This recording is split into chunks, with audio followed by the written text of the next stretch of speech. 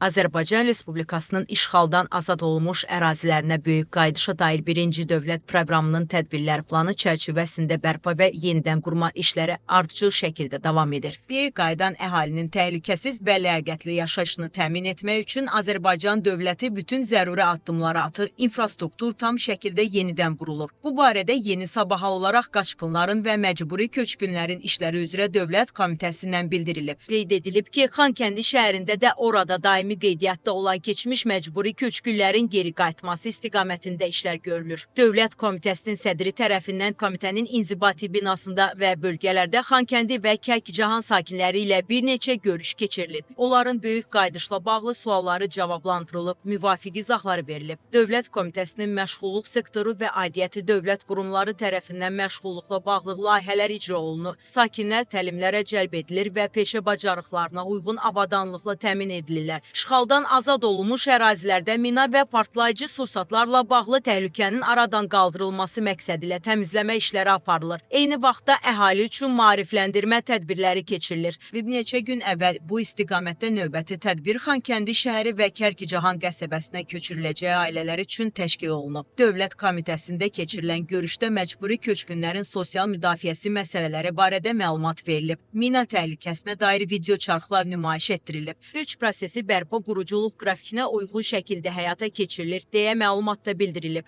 Əlavə edək ki, məcburi köçkünlərin işğaldan azad edilmiş ərazilərdə köçürülməsi zamanı ilk növbədə qəzalı və ağır şəraitdə yaşayan ailələrin mərhələli qayıdışı təmin edilir. Yaşayış sahələri keçmiş məcburi köçkünlərin rahat və təhlükəsiz həyatını təmin etmək üçün bütün sosial texniki infrastrukturla təchiz edilib.